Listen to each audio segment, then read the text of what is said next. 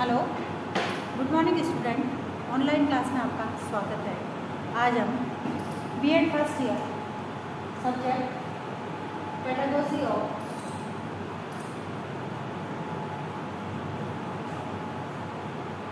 Social science में आज का हमारा प्रकरण है। जो हमारा भारतीय जो संस्कृति चल रही है उसमें आज का हमारा प्रकरण है धर्मनिरपेक्षता।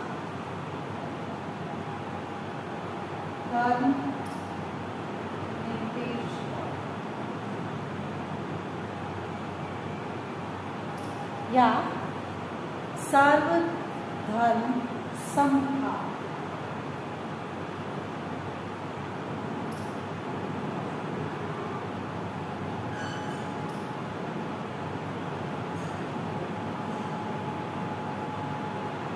धर्मनिरपेक्षता या सर्वधर्म समभाव का अर्थ यही है सभी धर्मों के प्रति समानता के भाव रखना। यानी धर्म भारत की सांस्कृतिक विशेषता है तथा धर्मनिरपेक्षता इस देश की राजनीतिक उदारता है।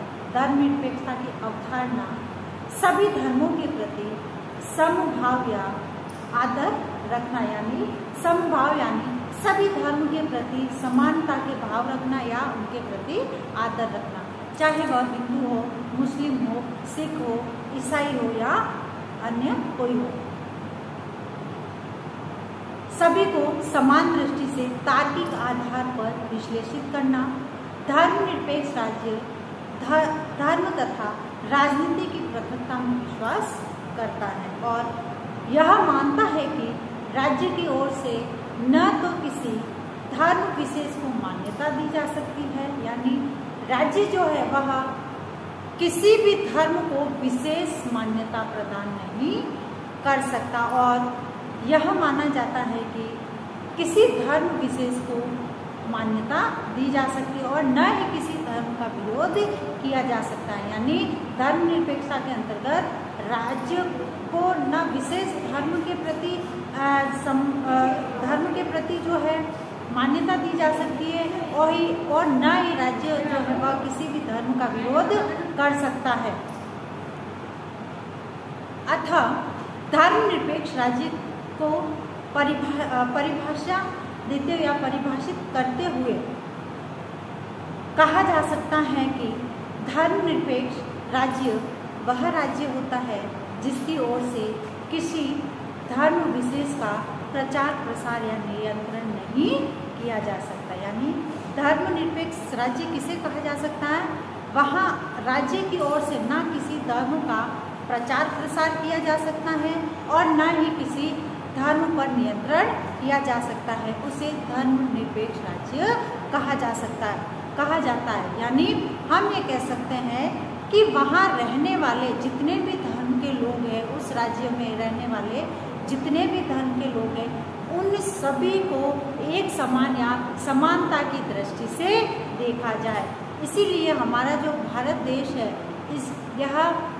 इसमें सर्वधर्म यानी सभी धर्मों के लोग निवास करते हैं और इसे धर्मनिरपेक्ष राज्य की भी संज्ञा इसीलिए दी है कि हमारे भारत देश में सभी धर्मों के लोग निवास करते हैं। यहाँ पर किसी भी धर्म का अनादर नहीं किया जाता है बल्कि यहाँ सभी धर्मों को समानता का दर्जा दिया जाता है।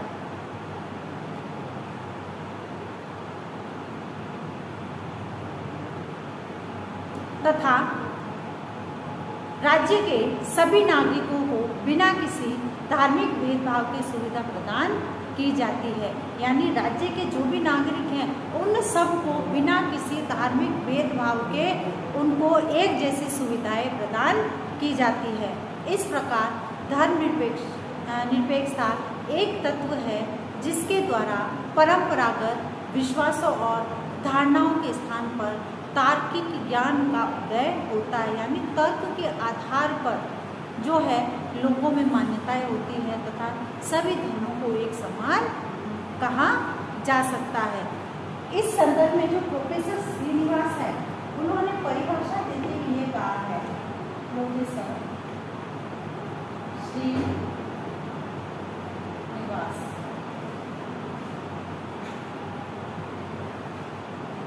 प्रोफेसर श्रीनिवास ने परिभाषा देते हुए यह कहा है कि धर्मनिरपेक्षीकरण में बात निहित है कि जिससे पहले धार्मिक माना जाता था अब वह ऐसा नहीं माना जाता।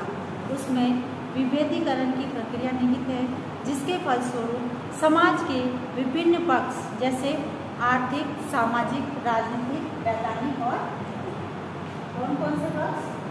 आर्थिक, सामाजिक, राजनीतिक,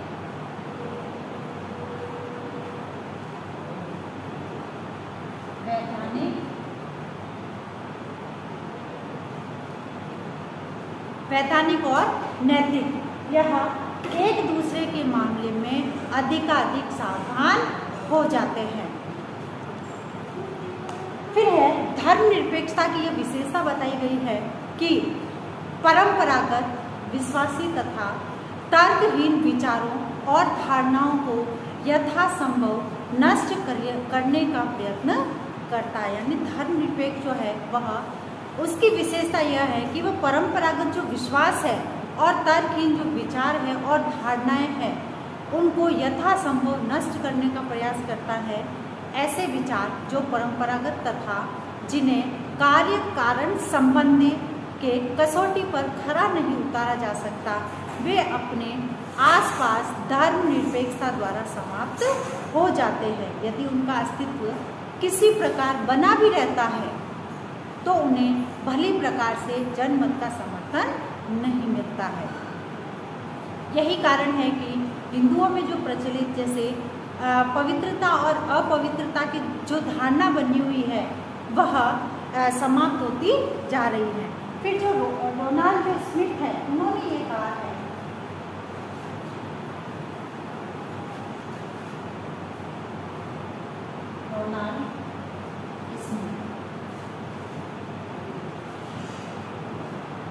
डोनाल्ड स्मिथ के अनुसार उन्होंने ये कहा है कि धर्मनिरपेक्ष राज्य निजी और सामूहिक रूप से धार्मिक स्वतंत्रता की गारंटी है। वह व्यक्ति के साथ धर्म के विचार किए बिना नागरिक के रूप में व्यवहार करता है।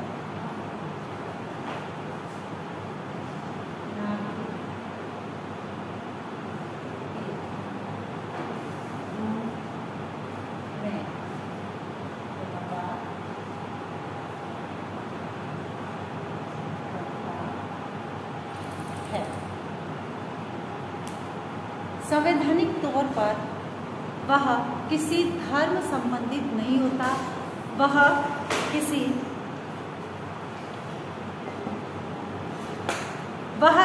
न किसी धर्म की वृद्धि की कोशिश करता है और न ही किसी धर्म में हस्तक्षेप करता है। यानी धर्मनिरपेक्ष जो है वह न तो किसी धर्म को समर्थन देता है और न ही उसकी वृद्धि के लिए कोशिश करता है, क्योंकि धर्मनिरपेक्षता के अंतर्गत हमारा जो भारत देश है वह सभी धर्मों का सम्मान करता है, सभी धर्मों को एक जैसी सुविधाएं उपलब्ध करवाता है तथा यह माना गया है कि धर्मनिरपेक्ष राज्य वह राज्य है जिसमें सभी धर्मों को समान महत्व तथा उनका सम्मान आदर किया जाता है।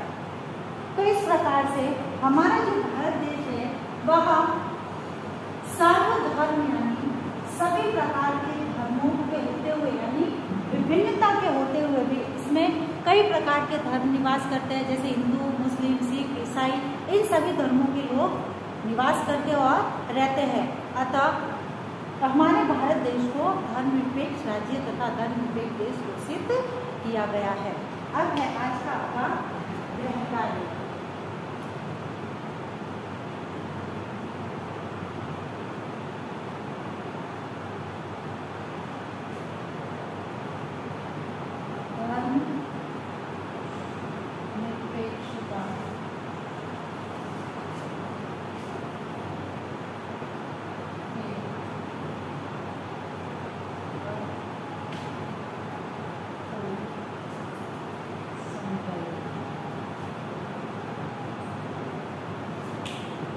अब एक विशेष बात, कोरोना जैसी महामारी के अंतर्गत सरकार द्वारा लगाए गए लॉकडाउन का नियमों का पालन करें, स्वस्थ रहें, सुरक्षित रहें, बी स्टैंड बी स्ट्रॉन्ग। धन्यवाद।